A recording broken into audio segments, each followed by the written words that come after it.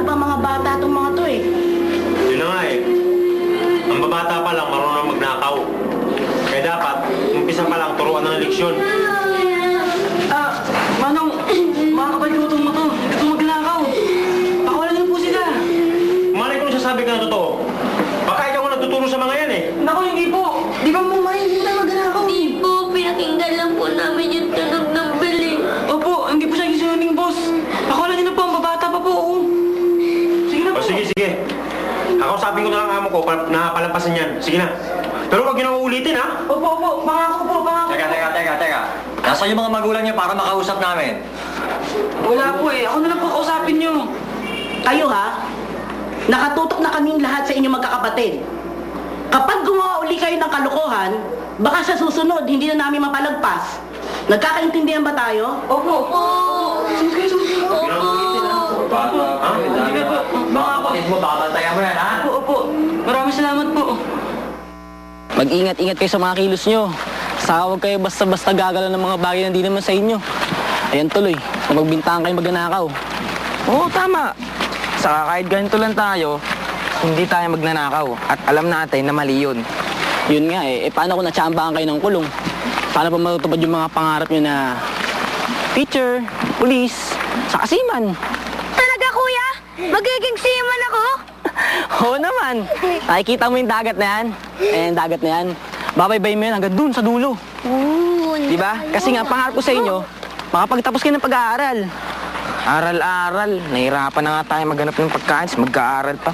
Mas importante ngayon, makahanap tayo makakain kada araw. Oo nga, pero alam mo, pag-aaral importante yan. Dahil pag nakapagtapos ka ng pag-aaral, makakuha ka ng trabaho. Tapos magkakaroon ka ng magandang bahay. Pag nagkapamilya na kayo, kahit 100 beses sa isang araw kayo kumain, pwede yun. Hindi kagaya ng ginagawa natin ngayon. 100 beses? Ang laki na ng tiyan namin, no, kuya? Kasi laki nasa likod mo. Sige nga. Kaya mo sila mapaaral? Malay mo. Malay natin. Hindi naman siguro masamang mangarap para sa mga kapatid natin, di ba? Hindi mo naman sila buong kapatid eh. Makapagsalita ka, alam mo kung sino ka. Hindi nga.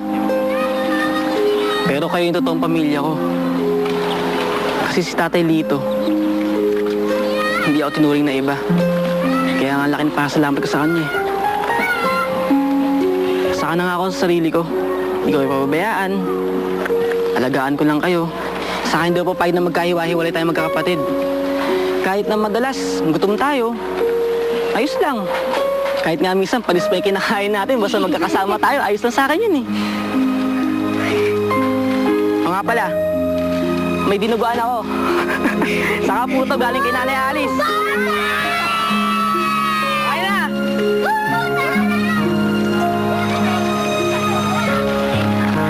Patro, mag-aalala ako sa'yo, kaya hanapin kita. Kung saan tuloy ako nakarating eh. Sus, nag-alala ka pa.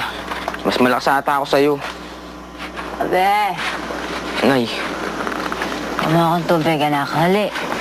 sige po.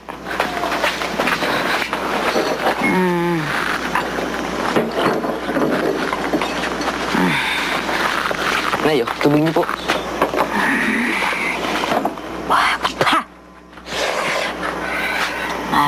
Kaya gusto ko to eh. Paborito kong anak to eh. Gusto niyo, masahihin ko kayo? Sige ba, anak? Opa. Ano to? Sorry. Nay, baka po may pera kayo dyan. Pwede ba akong humingi? Pangkain lang po namin bukas. Wala akong pera. Wala na naman kayong pera. Saan nyo kinukuha yung pangyosin nyo? Yung pang-alak nyo? Pati yung pangsugal nyo? Naangasa mo ba ako, ha? Ha? Mamalaki ka na sa akin, ha? Nagmamalaki ka na sa akin! Ha? Ikaw, hoy, huwag mo akong pagsasalitaan ng ganyan. Anak lang kita. Pwe! Wala kang kwenta! Anong anak ka talaga sa tatay mo? Bakit ba kayo ganyan sa amin, ha? Parang di nyo kami anak, ha? Aba, dapat ka magpasalamat kayo eh. Binuhay ko pa kayo. Bakit? Ako lang ba may responsibilidad sa inyo? Hindi ah! Pati mga tatay nyo, diba? Pero asan sila? Saan mga lecheng yan? Pinag-iiwalang kailat sa akin! Ano ba palagi sinasabi ko sa inyo? Ha? Ako? Nung bata ako, kahit na ano nangyari sa buhay ko, kahit kailan hindi ko sinermonan magulang ko, na kaya kong mabuhay mag-isa. Kaya dapat ganun ang ginagawa nyo. Laki-laki mo na. Ano bang gusto mo? Umasa ka pa sa akin? Yun dapat ang ginagawa nyo. Pweset! Ha? Nay! Anong problema mo, ha? Ha? Anong problema mo? Ba't mo pinagsasabihan si nanay ng ganun, ha? Bihira na nga umuwi yan dito at gaganunin mo pa, ha? Paano pag di na umuwi dito, ha? Bakit ba lagi yung pinagtatanggol yung nanay mo? Ha? Dahil sa paulit-ulit niya sinasabing paborito ka niya? Ano ka, uto-uto? Naniniwala ka dun? Ha? Sinungaling yung nanay mo. Dahil kung talagang paborito at mahal ka niyan, siya ang magpapakain sa'yo, saka siya mag-aalaga sa'yo. Pero hindi niya ginagawa, di ba? Dahil wala siyang kwentang nanay. Ha? Wala siyang kwentang nanay! Ako sinungaling! Wala siyang kwentang nanay! Mahal na tayo! Kahit anong gawin mo sa akin, wala siyang kwentang nanay! Ano sabi ba?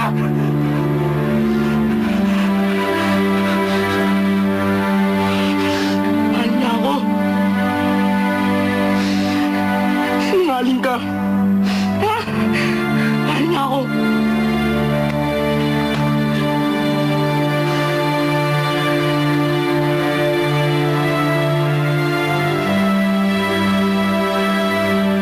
Minsan naiisip ko, mas mabuti pang kami-kami nilang magkakapatid ang magkakasama.